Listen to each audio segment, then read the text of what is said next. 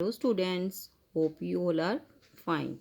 बेटा, आज हम पाठ 5 कविता वृक्ष पढ़ेंगे और इसे समझेंगे।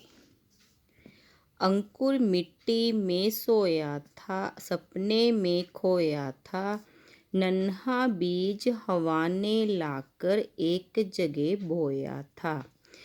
बेटा, हवा ने एक नन्हा यानी छोटा बीज लाकर उसे एक जगह बो दिया था। बोना यानी बीजना।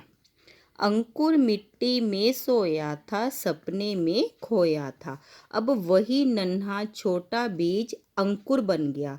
अंकुर होता है बेटा जब एक बीज फूटकर उसकी प्रारंभिक अवस्था जो होती है, बीज की जो स्टार्टिंग होती है, उसे हम अंकुर कहते हैं।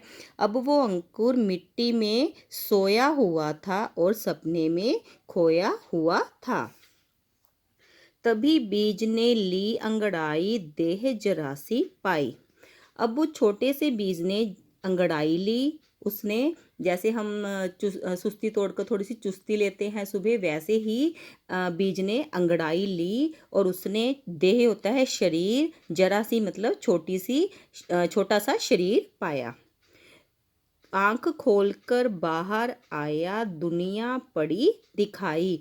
उस बीज ने जब आंख खोली, उसको जब होश आया, मीन्स वो थोड़ा सा बड़ा हुआ, तो उसने देखा और उसे दुनिया दिखाई पड़ी। उसको बाहर जब वो मतलब जो बीज था वो बाहर आया, ज़मीन से थोड़ा सा बाहर आया, तो बाहर आके उसे दुनिया दिखाई पड़ी। खाद मिली, पानी भी पाया, ऐसे जीवन आया। अब उस बीज को बड़ा करने के लिए उसे खाद भी मिल रही है, उसे पानी भी दिया जाता है और उसमें जीवन आ गया। ऊपर बढ़ा इधर, धरती में नीचे उधर समाया। अब वो छोटा सा बीज थोड़ा सा ऊपर बढ़ गया, यानी धरती के ऊपर आ गया और थोड़ा सा धरती के नीचे समा गया। तने डालियां पत्ते आए और फूल मुस्काए। अब जो बीज था वो छोटा सा वो पौधा बन गया था और उसमें तने, डालियां, पत्ते और फूल आने शुरू हो गए थे। उस पर फूल मुस्काने लगे थे। नन्हा बीज वृक्ष बन करके धरती पर लहराए। अब वो नन्हा छोटा सा बीज जो था वो क्या बन गया था? वो वृक्ष बन गया था और वृक्ष बनकर वो धरती पर लहराने लगा था, जैसे ये आपको दिया हुआ ना। जीता मरता रोगी होता, दुख आने पर रोता। वृक्ष सांस लेता बढ़ता है, जगता है फिर सोता।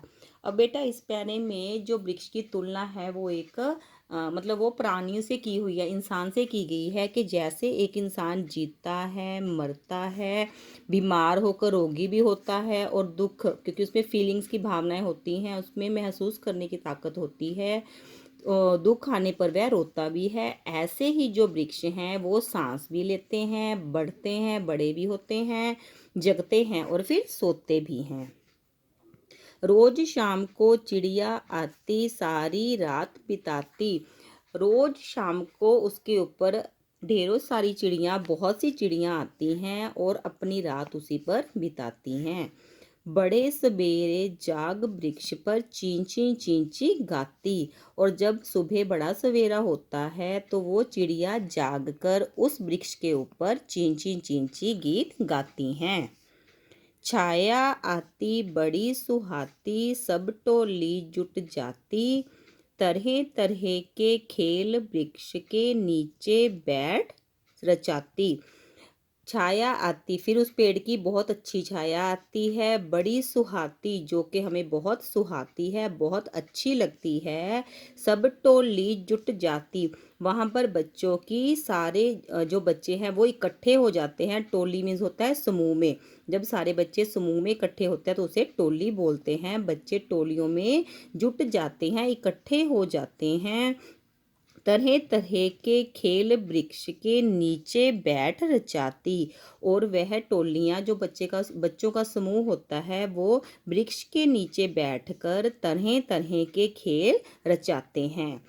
बेटा इस पोएम में हमें एक बीज की कहानी बताई गई है कि कैसे एक बीज है जो मतलब वो बड़ा होके वृक्ष कैसे बनता है, कि जो एक छोटा सा नन्हा सा बीज है वो वृक्ष कैसे बनता है, इसके बारे में हमें इस कविता में बताया गया है।